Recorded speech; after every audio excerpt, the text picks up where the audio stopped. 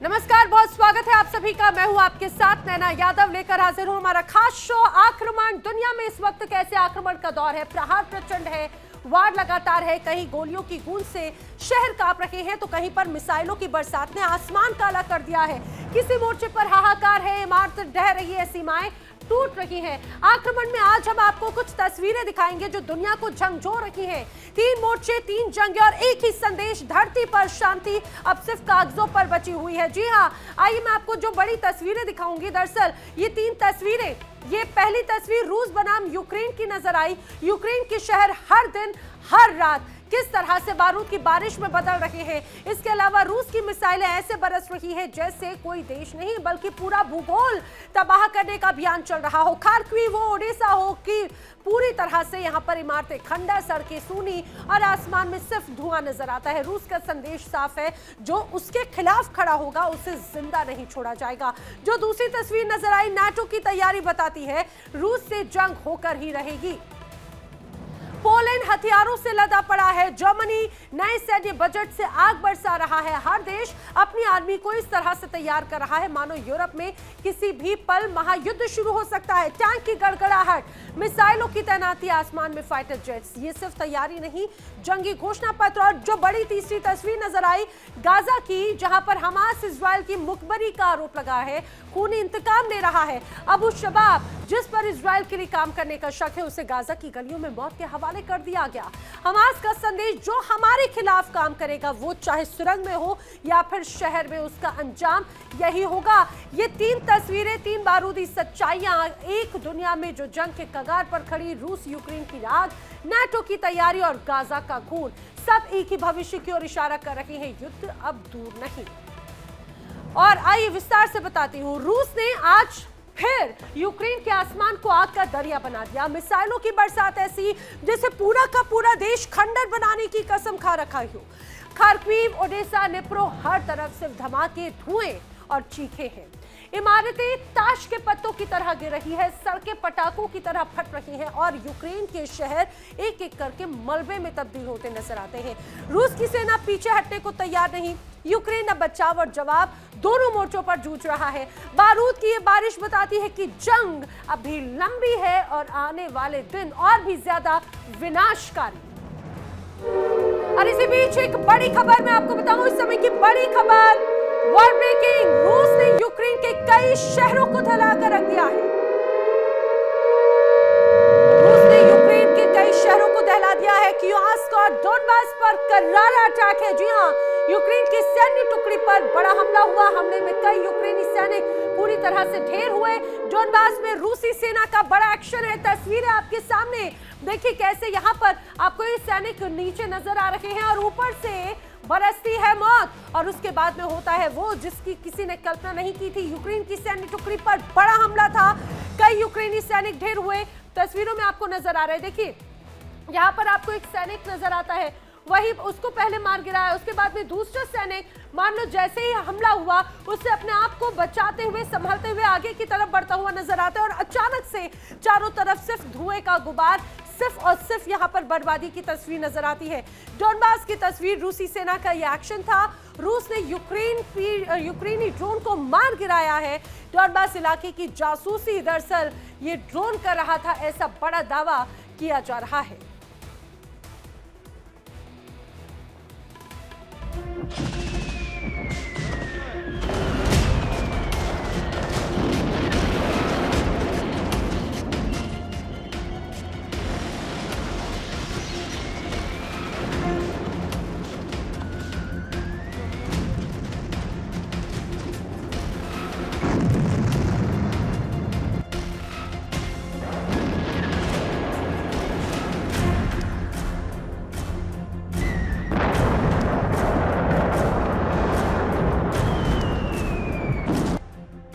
रात का सन्नाटा, आसमान काला और अचानक एक ऐसा धमाका कि धरती कांप उठी।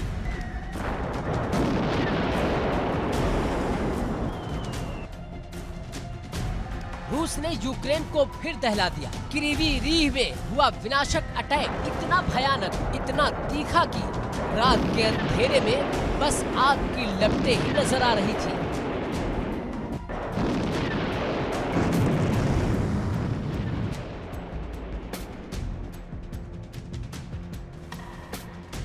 का गुबार, चिंगारियों की बौछार और लगातार उठती चीखें, शहर का हर कोना युद्ध की दहशत में डूबा हुआ लग रहा था। ये हमला सिर्फ एक बार नहीं था, बल्कि ये था रूसी हथियारों का रात में जलता हुआ घोषणा पत्र।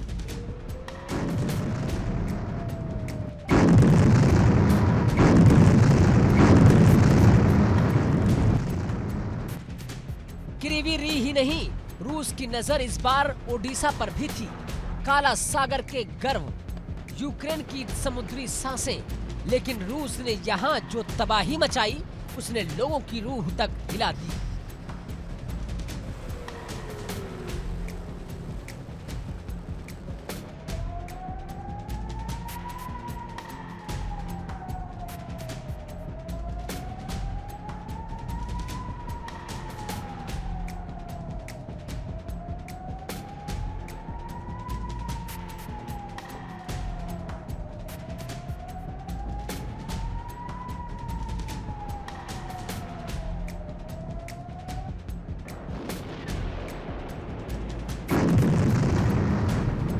धमाका ऐसा कि पूरा शहर कांप गया।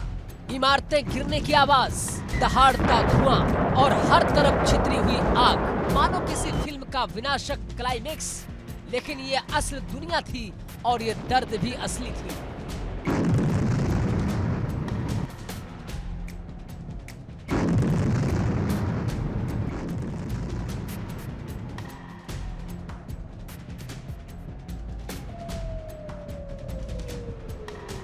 उड़ीसा की सड़कों पर पड़े मलबे बता रहे हैं कि रूस हर वार के साथ यूक्रेन को घुटने पर लाने की कोशिश कर रहा है।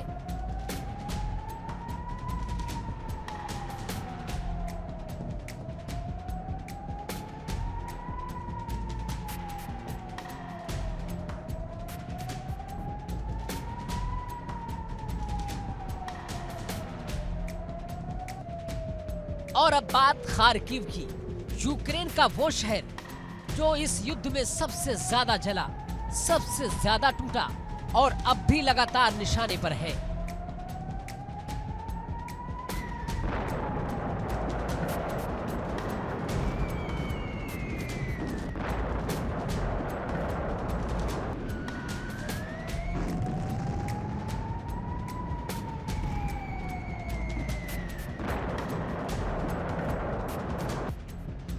रूस ने यहाँ इस्कंदर मिसाइल दागी, वो मिसाइल जिसे हवा में तैरता देख यूक्रेन का दिल बैठ जाता है। धमाका इतना विशाल, इतना तेज कि कई किलोमीटर तक जमीन थरथराती रही।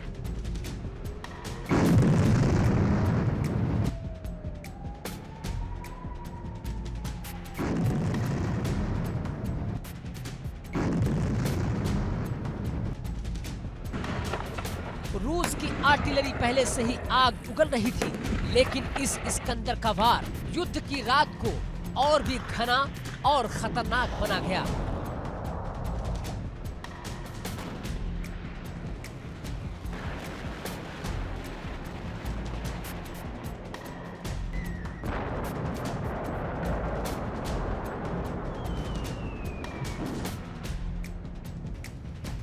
मिसाइलें बरसी हैं, तोपें गरजी है और यूक्रेन का पूर्वी मोर्चा लगातार धधकता जा रहा है।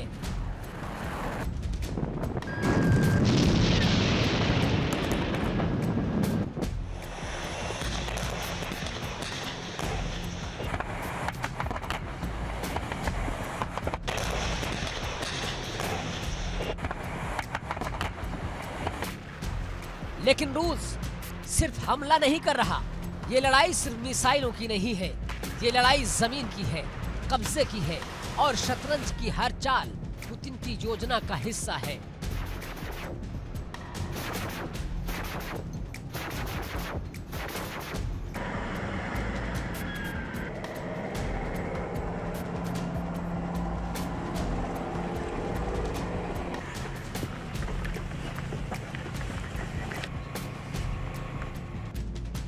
इस बार पुतिन ने साफ शब्दों में धमकी दी है कि यूक्रेन डोनबास से सेना हटाए, वरना रूस पूरे क्षेत्र को कब्जे में ले लेगा। ये सिर्फ चेतावनी नहीं, ये है एक साफ साफ ऐलान, डोनबास यूक्रेन का औद्योगिक दिल और रूस का सामरिक सपना। रिपोर्ट्स कहती है कि डोनबास का करीब 80% हिस्सा आज रूस के नियंत्रण में है।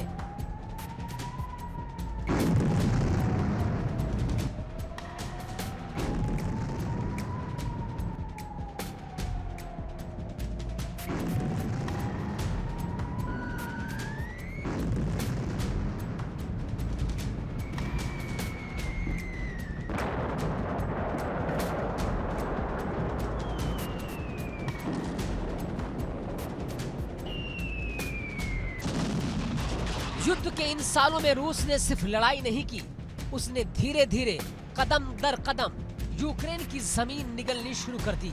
जमीन परिस्थितियां ऐसी हैं, यूक्रेन का लगभग 19.2% हिस्सा यानी पूरा 5वां भाग रूस के कब्जे में है।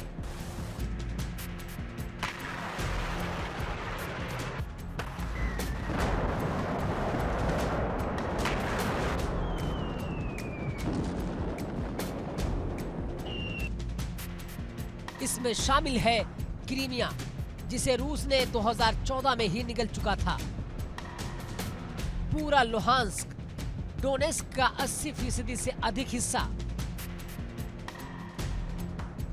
खेरसॉन का बड़ा भाग, जापोरिजिया के कई प्रमुख क्षेत्र,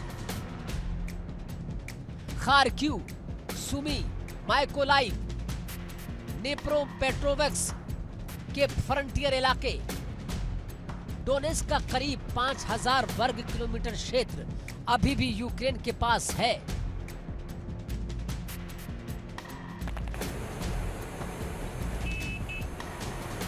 लेकिन रूस की रणनीति साफ है, जो बचा है वो भी ताश के पत्तों की तरह गिरा दो।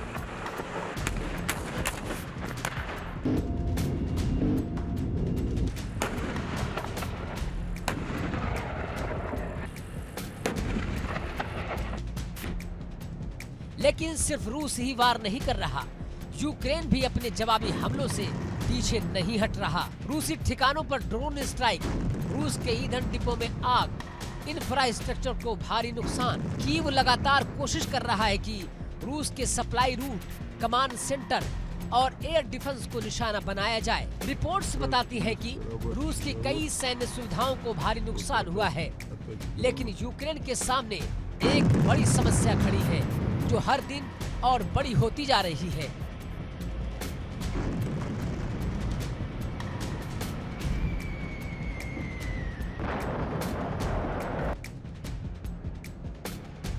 यूक्रेन के सैनिक मोर्चे पर हौसला है, जुनून है, लेकिन हथियार वो कम पड़ने लगे हैं।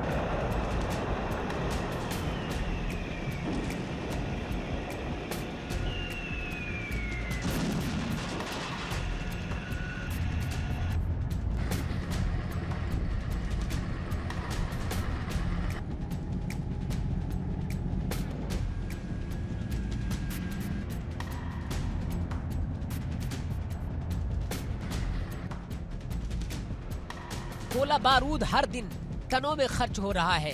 ड्रोन, मिसाइलें, तोप, गोले, सब कुछ युद्ध की भूख में घुलता जा रहा है।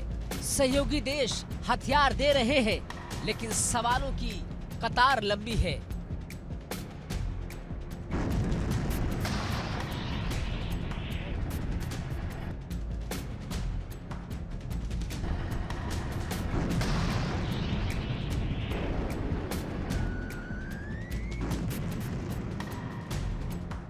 कब तक, कितना, किस शर्त पर और कितनी सप्लाई रूस की असीमित क्षमताओं के सामने टिक पाएगी?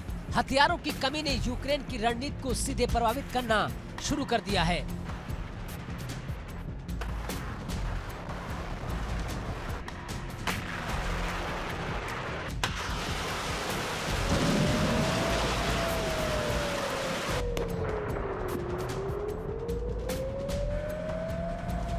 बड़ा अटैक, बड़ी जवाबी कार्रवाई अब सिर्फ योजना में है, अंजाम तक पहुंचना मुश्किल।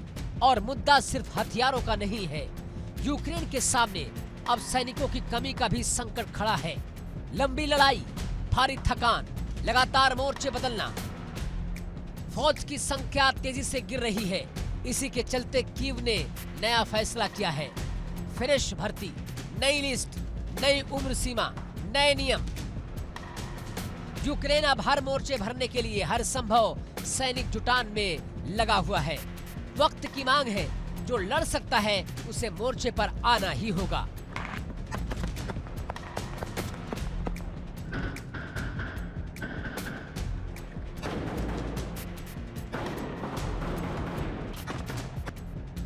लेकिन मोर्चा सिर्फ सीमाओं पर नहीं चल रहा है। कीव की राजनीति भी भट्टी बन चुकी है। सबसे बड़ा सवाल, क्या ज़ेलेंस्की इस्तीफा देंगे? अंतर्राष्ट्रीय हलकों में चर्चा गर्म है। रिपोर्ट्स दावा करती है कि ज़ेलेंस्की पर इस्तीफे का भारी दबाव है। दावा ये भी है कि आने वाले दिनों में बड़ा राजनीतिक ऐलान देखने को मिल सकता है। हालांकि ज़ेलेंस्की अभी इस दबाव को टालने की कोशिश कर रहे हैं, लेकिन माहौल कुछ और ही कहानी कह रहा है।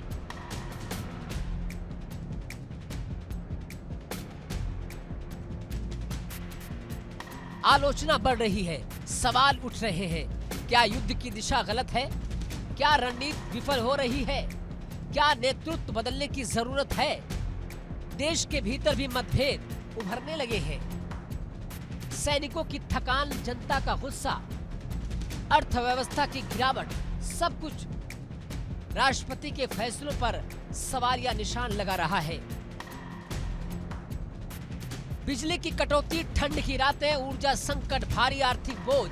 यूक्रेन की जनता जंग की भारी कीमत चुका रही है। लोग पूछ रहे हैं, अंत कहां है?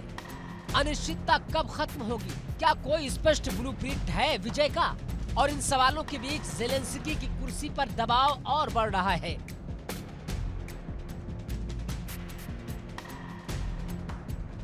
रूस अपनी चालें तेज कर चुका है। यूक्रेन संसाधनों के संकट में है।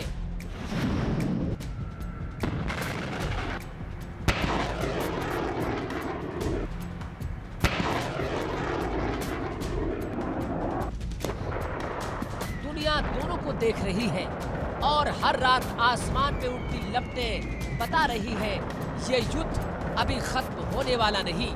नए हमले, नए मोर्चे, नए खतरे। युद्ध एक ऐसी पटकथा लिख रहा है जिसमें हर दिन एक नया अध्याय है और हर अध्याय पिछले से ज्यादा खतरनाक है।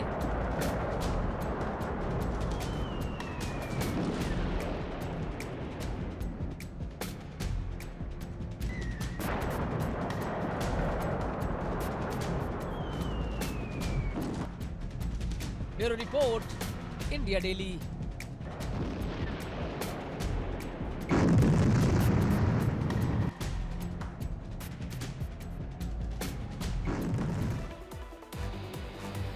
और आक्रमण में अब बारी है अगली बड़ी खबर, अगली बड़ी वर्ल्ड ब्रेकिंग की।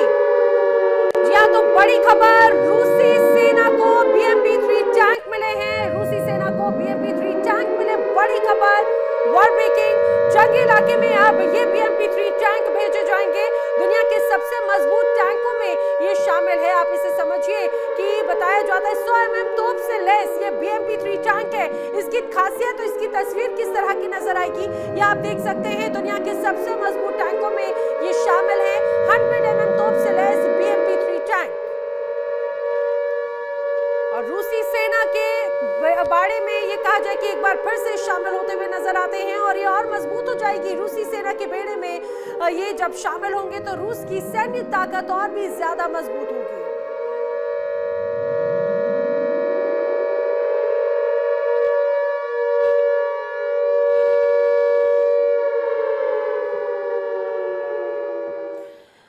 और इसी बीच एक और बड़ी खबर आक्रमण में जान लीजिए जल्दी से। वर्ल्ड ब्रेकिंग,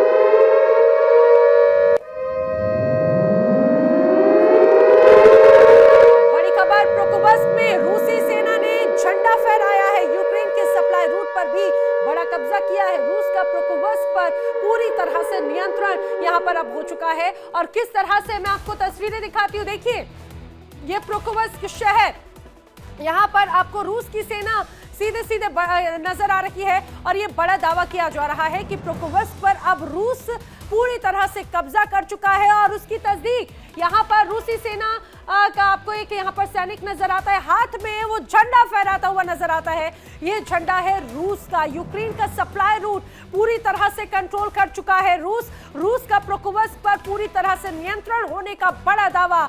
और इसके पहले भी ऐसी ही तस्वीर सामने आई थी। एक और क्षेत्र पर यह कहा जाए कि रूस ने फहरा दिया है अपना झंडा।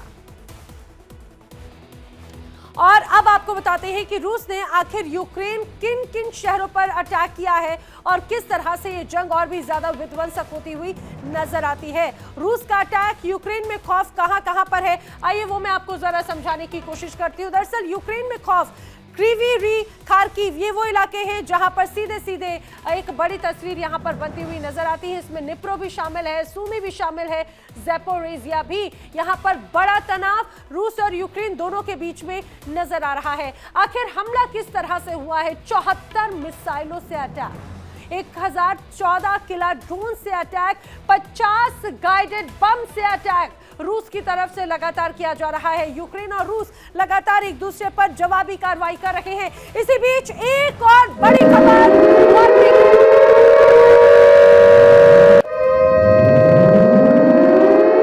तो बड़ी खबर है यूक्रेन का रूस के आयोल में बड़ा हमला है। थर्मल पावर स्टेशन पर बड़ा प्रहार किया गया है। हमले के बाद में पावर स्टेशन पूरी तरह से धधकता हुआ नजर आया।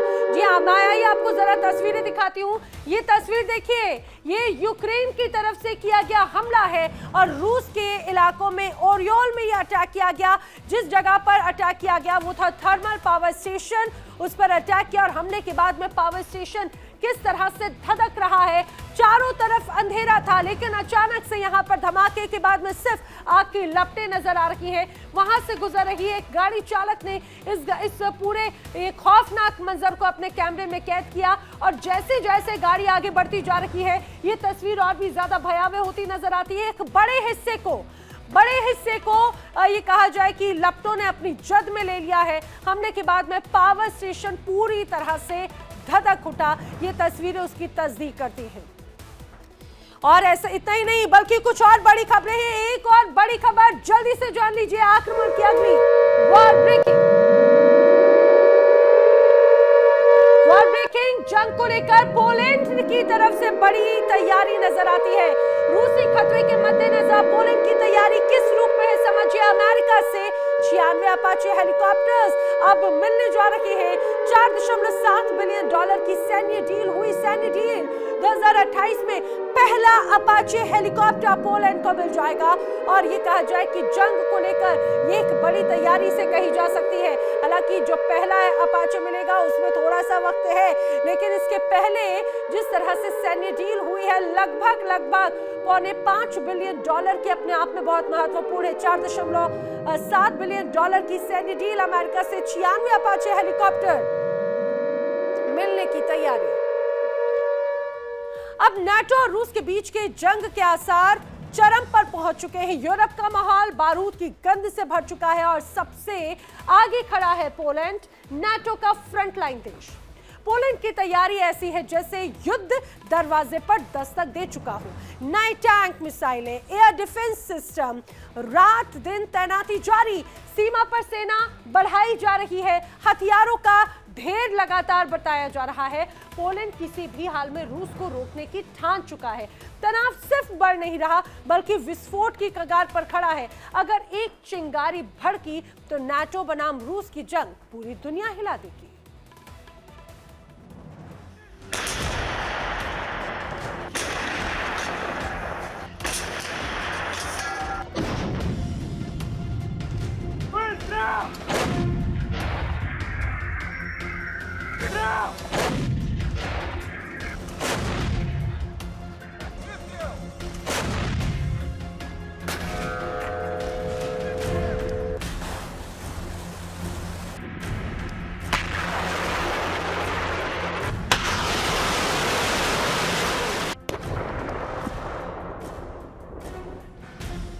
दुनिया के आसमान पर एक बार फिर युद्ध का काला साया।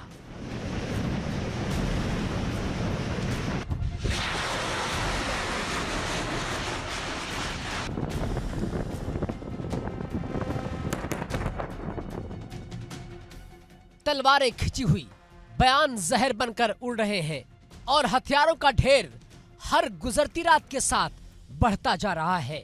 नेटो और रूस के बीच जंगी तनाव अब उस स्तर पर पहुंच चुका है जहां से वापस लौटना बेहद मुश्किल होता दिख रहा है। दोनों ओर आरोप पलटवार, धमकियां और तैयारियां, और माहौल ऐसा जैसे दुनिया एक नए विध्वंसक अध्याय का इंतजार कर रही हो।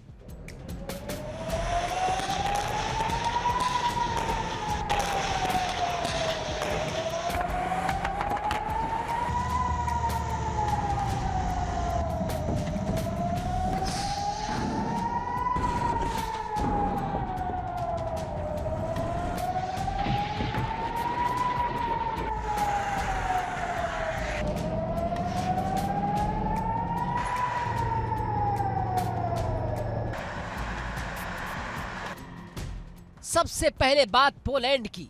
नेटो का फ्रंटलाइन देश अब रूस की सीमा के बिल्कुल नजदीक। पोलैंड ने हथियारों की खरीदारी में ऐसा उछाल मारा है जैसे किसी भी क्षण बड़े युद्ध की घड़ी बजने वाली हो।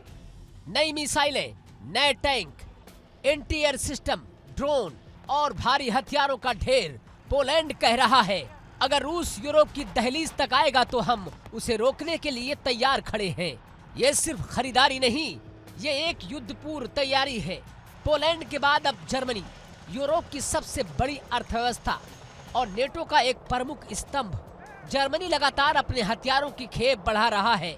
नए बजट, नई टुकड़ियां, भारी भरकम सैन्य संसाधन, सब कुछ रिकॉर्ड स्पीड में मंजूर किया जा रहा है।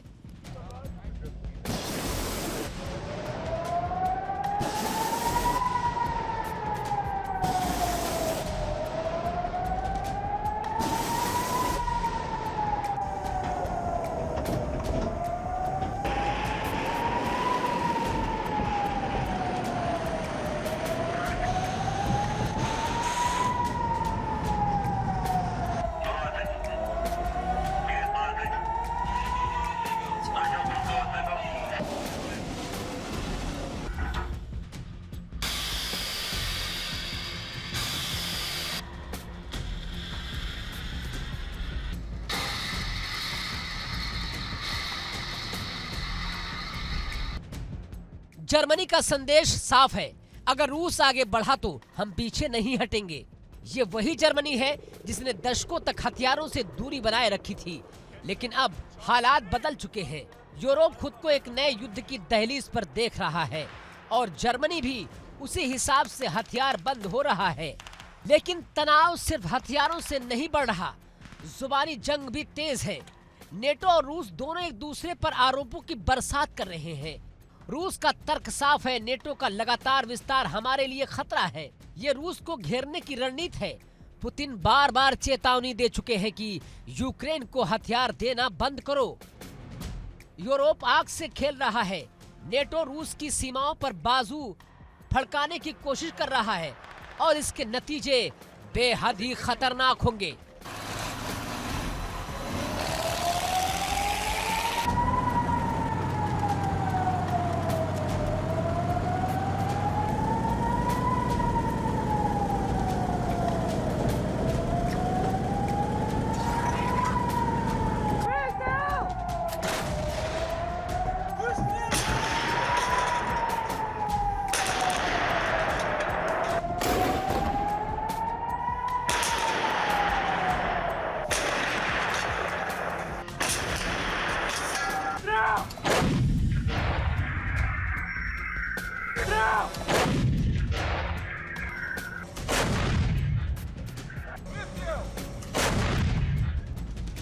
पुतिन का कहना है कि यूरोप ने यूक्रेन संघर्ष में शांति वार्ता की हर कोशिश को नाकाम किया है। समझौते को धक्का दिया गया है और युद्ध को लंबा करने का खेल खेला गया है। दुनिया के मंच पर यह आरोप अब नई उथल पुथल पैदा कर रहे हैं। आज दुनिया एक अजीब मोड़ पर खड़ी है। कहीं अस्तित्व की लड़ाई, कहीं कब्जा करने की लड़ाई, कहीं वर्चस्व का युद्ध। कुछ देश अपने एकाधिकार वाले दबदबे को पूरी दुनिया पर थोपना चाहते हैं। छोटे देशों को दबाना चाहते हैं, उनकी आवाज को मिटाना चाहते हैं। लेकिन इतिहास गवाह है, जो भी दुनिया पर एकाधिकार थोपने निकला वो या तो नाकाम हुआ या होने ही वाला है। और इस रास्ते में सबसे बड़ा रोड़ा है रूस।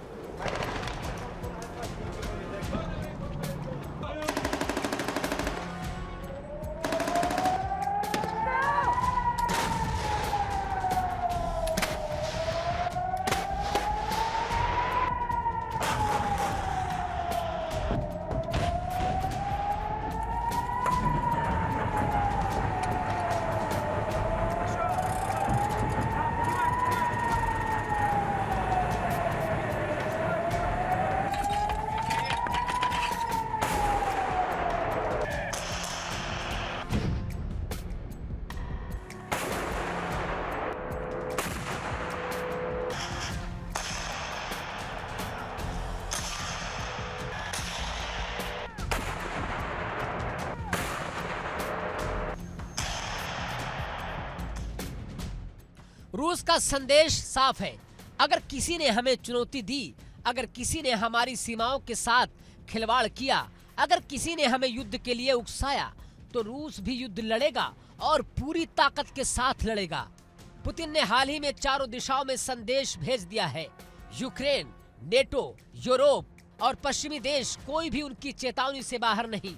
उनके मुताबिक नेटो की घेराबंदी रूस को मजबूर कर रही है कि वो कड़ा रुख अपनाए, और दुनिया अच्छी तरह जानती है कि जब रूस कड़ा रुख अपनाता है तो सरहदें बदल जाती हैं।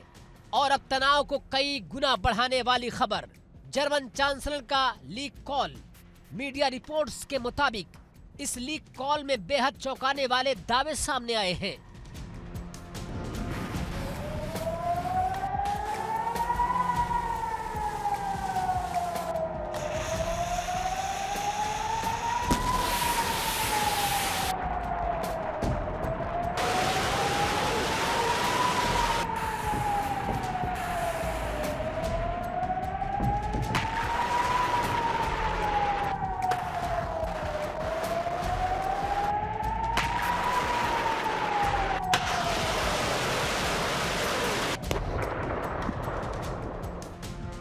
खुलासा ये है कि यूक्रेन के राष्ट्रपति ज़ेलेंस्की को ट्रंप धोखा दे रहे हैं। ऐसा दावा कॉल में शामिल बातचीत से जुड़ा बताया जा रहा है। दुनिया हैरान है। अगर ये सच है तो इसका मतलब है कि यूक्रेन की कूटनीति खुद अपने सबसे बड़े सहयोगियों के भरोसे पर ही खतरे में है। और अब प्रवेश करते हैं डोनाल्ड ट्रंप। ट्रंप बार बार कह रहे हैं कि यूक्रेन रूस युद्ध में 24 घंटे में खत्म कर सकता हूँ, मैं दोनों पक्षों को टेबल पर ला दूंगा। ट्रंप का दावा यह भी है कि यह युद्ध सिर्फ राजनीतिक खेल है। वास्तविक नेतृत्व इसे पल भर में सुलझा सकता है, और यहीं से दुनिया के राजनीतिक गलियारों में आग लग गई है, क्योंकि ट्रंप ने पुतिन की तारीफ भी की है। खुलकर कहा कि पुतिन एक मजबूत नेता है।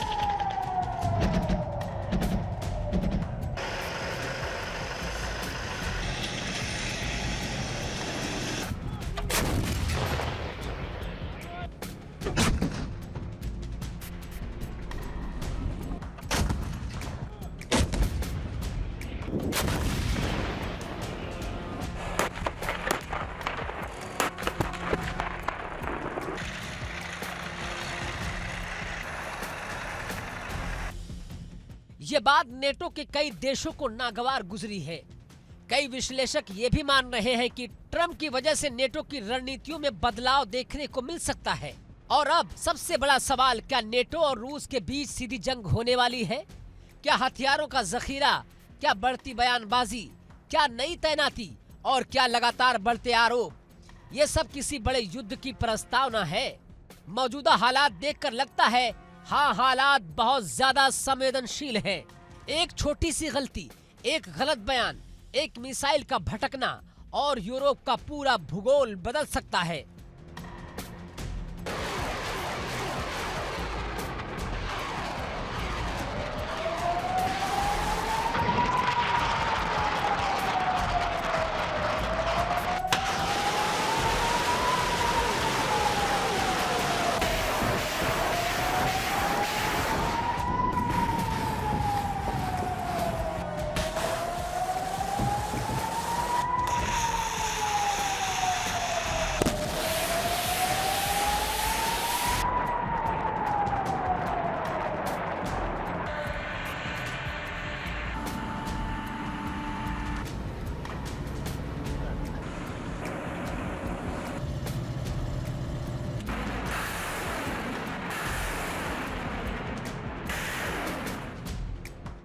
अगर नेटो और रूस की सीधी टक्कर हुई तो सिर्फ एक युद्ध नहीं होगा, ये होगा एक सभ्यता बनाम सभ्यता का टकराव।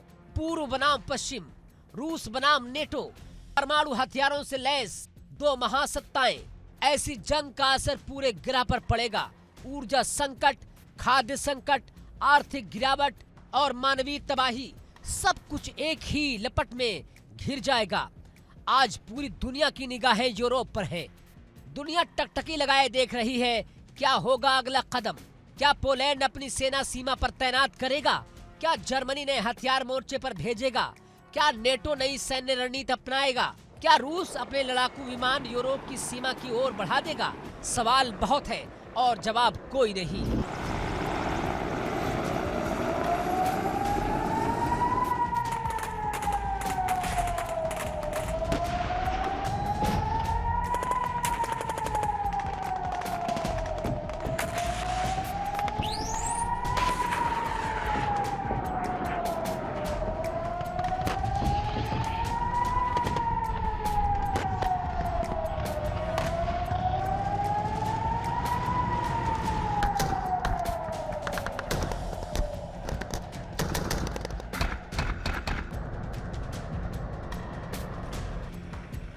आज दुनिया उबल रही है, हर महाद्वीप पर हलचल है, हर राजधानी में चिंता है, हर जनरेशन में डर है, क्योंकि अगर इस बार युद्ध हुआ तो परिणाम सिर्फ दो देशों तक सीमित नहीं रहेंगे।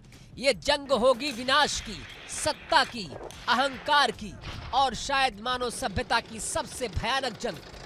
आसार साफ दिखाई दे रहे हैं। नेटो और रूस की टक्कर अब दूर नहीं। तनाव जिस दिशा में जा रहा है उसका अंत सिर्फ दो ही चीजें तय कर सकती हैं, या तो कूटनीति या फिर युद्ध। अगर युद्ध हुआ तो ये विध्वंसक होकर ही रहेगा। दुनिया इस समय एक तूफान से पहले की खामोशी में खड़ी है।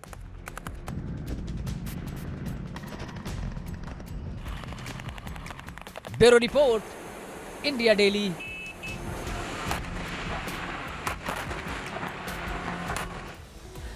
फिलहाल मौजूदा स्थिति में रूस बनाम यूरोप, रूस बनाम नाटो, रूस बनाम यूक्रेन, अलग तस्वीर हर मोर्चे पर बनती हुई नजर आती है। और रूस का विध्वंसक रूप ये कहा जाए कि तमाम नाटो और तमाम अलग अलग देशों की तैयारी को और भी ज्यादा मजबूत करता है। कैसे, अब आपको बताते हैं कि रूस के खिलाफ पोलैंड तैयारी कर रहा है, किस तरह की उसकी तैयारी है वो भी आइए जल्दी से जान लीजिए। पोलैंड युद्ध के लिए तैयार है ऐसा कहा जा रहा है। पोलैंड को रूस से सबसे ज्यादा खतरा है। पोलैंड पर कभी भी रूस हमला कर सकता है यह माना जा रहा है। अब पोलैंड की ताकत में अपाचे इजाफा कर देगा। रूसी हमलों का जवाब देने में अपाचे सक्षम होगा। नाटो की पूर्वी सीमा भी अपाचे से पूरी तरह से लैस होगी और इसके साथ ही होगी मजबूत। पोलैंड में कई गुना अब रक्षा खर्च बढ़ाया जा रहा है। इसी वजह से बताया जा रहा है कि जल्द ही अमेरिका के सहयोग से 96 अपाचे पोलैंड को मिलने जा रहे हैं। अब समझिए कि अपाचे आखिर क्यों घातक माना जाता है, उसकी किस तरह की क्षमता रहती है। अब समझिए कि ऑपरेशनल रेंज इसकी 476 किलोमीटर तक मानी जाती है। स्पीड 284 किलोमीटर प्रति घंटे की मानी जाती है। 16 लक्ष्यों को एक साथ नष्ट करने की क्षमता इसकी है। 256 लक्ष्यों को एक साथ ये ट्रैक कर सकता है और इसीलिए माना जा रहा है कि अपाचे इस पूरे युद्ध में पोलैंड की ताकत को और भी ज्यादा बढ़ाएगा। चलिए आगे बढ़ते हैं और आक्रमण में अब बात कर लेते हैं अगली बड़ी खबर की, इजराइल और गाजा के बढ़ते तनाव की। बड़ी खबर, हमास लड़ाकों के का काल बन चुकी है इजरायली सेना। जी हां, सुरंगों में फंसे हमास लड़ाकों पर बड़ा प्रहार किया है। हमास के 40 लड़ाके ढेर कर दिए गए हैं और बताया जा रहा है कि जिस सुरंग को टारगेट यहां पर लगातार किया जा रहा है इजराइल की तरफ से, उसमें अभी भी कई हमास के लड़ाके मौजूद हैं।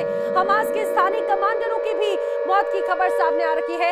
इजरायली सेना लगातार सुरंगों में सीमेंट भर रही है, बारूद भर रही है और वो जो ये कहा जाए कि पहले ये सुरंगें जो हमास का सबसे सुरक्षित ठिकाना मानी जाती थी, अब उन्हीं सुरंगों को एक तरह से मौत का इलाका, मौत का अड्डा बना रही है हमास के लड़ाकों के लिए इजराइल की सेना।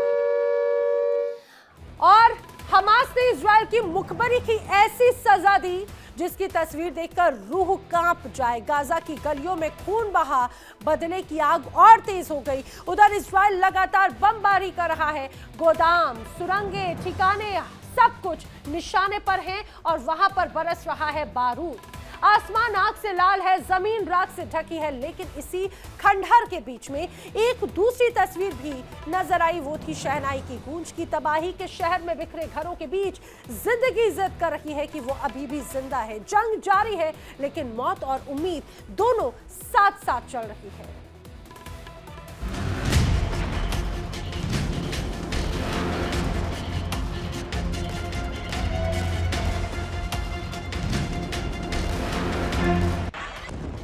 गाजा की धरती पर फिर उठी आग की लपटें। इजराइल ने गाजा में एक और बड़ा धमाका किया। हमले में हमास का हथियार गोदाम चकनाचूर और लड़ाके जो आतंक का चेहरा बन चुके थे वो अब ढेर हो गए।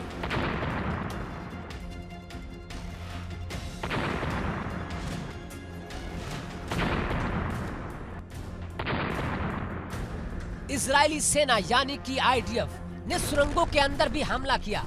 सैकड़ों मीटर लंबी गहरी अंडरग्राउंड सुरंगें जहां हमास के लड़ाके महीनों से छिपे थे।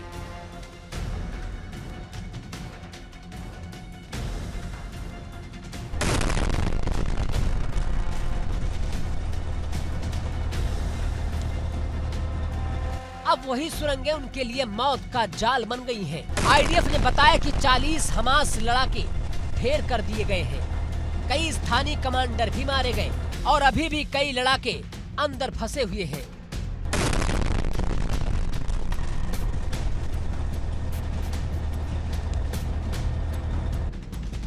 इजरायली सेना सुरंगों में भर रही है सीमेंट और बारूद। संदेश साफ है, जो छुपेगा वो जिंदा नहीं बचेगा।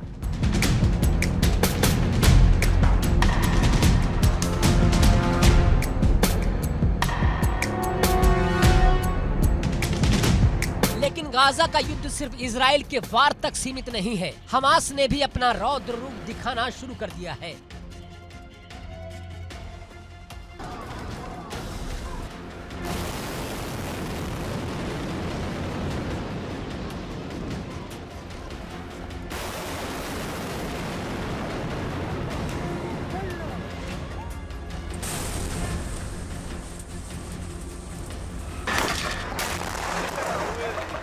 ממש אבל כדי להביא אותו.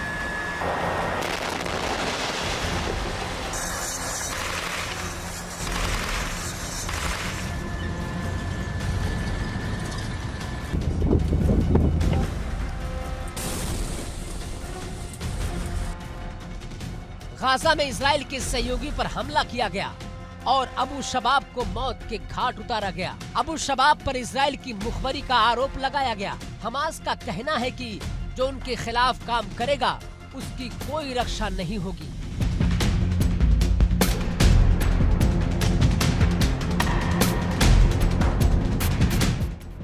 सुरंगों में या शहर की गलियों में हमास का संदेश साफ है, हम अपने लिए भी लड़ेंगे और हमले का जवाब भी देंगे। गाजा की रातें अब और भी खौफनाक हो गई हैं। सुरंगें, गोदाम, कमांडर और मौत का खेल, दोनों तरफ से हमले, दोनों तरफ से नुकसान।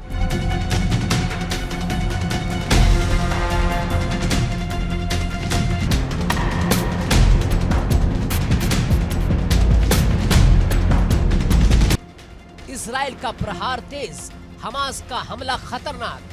गाजा का युद्ध अब चरम पर है। हर कदम, हर वार, हर लड़ाका और हर सुरंग में लिखा जा रहा है मौत का संदेश।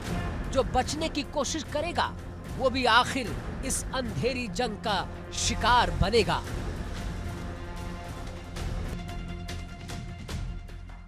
लेकिन इस मौत, मलबे और तबाही के बीच गाजा की एक तस्वीर ऐसी आई है जिसने दुनिया को हैरान कर दिया। चारों तरफ मलबा है, दीवारें टूटी हैं, छतें गायब हैं, धुआं है, खून है, बारूद है। उसी जगह एक लाल कालीन बिछाई गई।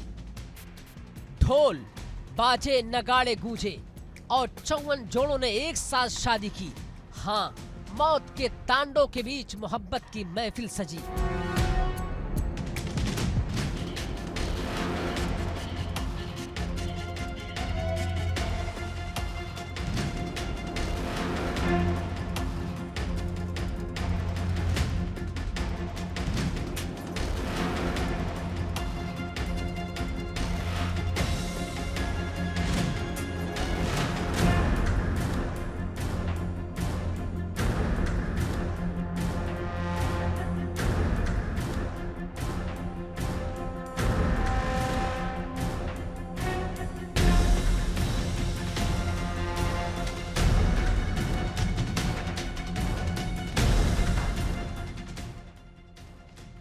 दुल्हने पारंपरिक कढ़ाई वाली सफेद लाल फलस्तीनी पोशाक में लाल रिबन में सजी हुई मानो टूटी दुनिया में उम्मीद की आखिरी लौ हो। दूल्हे काले सूट और टाई में।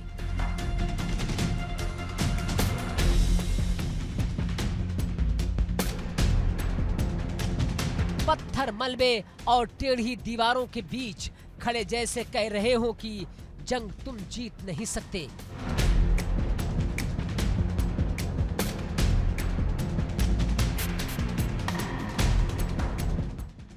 जोड़े लाल कालीन पर चलते हुए, ढोल नगारों की थाप पर झूमते हुए एक अस्थायी स्टेज पर पहुंचे।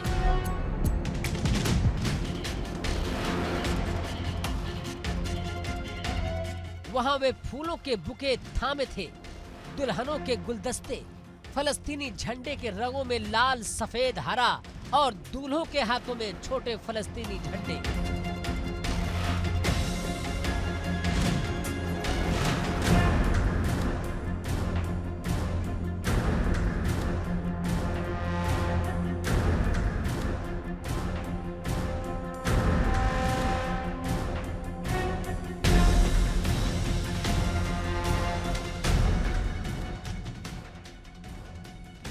लेकिन ये जश्न जितना खूबसूरत था, उसकी पृष्ठभूमि उतनी ही सन्न कर देने वाली थी। टूटी हुई इमारतें, कंक्रीट के पहाड़, ध्वस्त मकानों की लाशें। 2 साल से चल रही संघर्ष का हर निशान, हर कोने में मौजूद था लाल कालीन, जिस पर 54 जोड़े चले। वो जमीन दरअसल मलबे से भी भरी थी।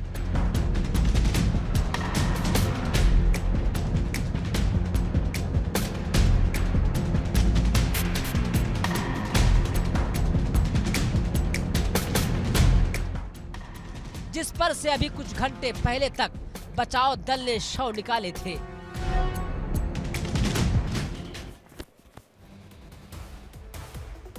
और आक्रमण में अब बारी है आज के सवाल की। आज का सवाल क्या है, जल्दी से जान लीजिए। आज का सवाल है बेल्जियम की मुद्रा क्या है। आपके सामने 2 ऑप्शन है, पहला यूरो, दूसरा डॉलर। इनमें से क्या है सही जवाब? अगर आप जानते हैं तो अपना मोबाइल फोन उठाइए, टीवी स्क्रीन पर दिखाए जा रहे नंबर पर व्हाट्सएप के जरिए आप अपना जवाब हमें भेज सकते हैं। सही जवाब देने वाले लकी विजेता को मिलेगा शानदार इनाम।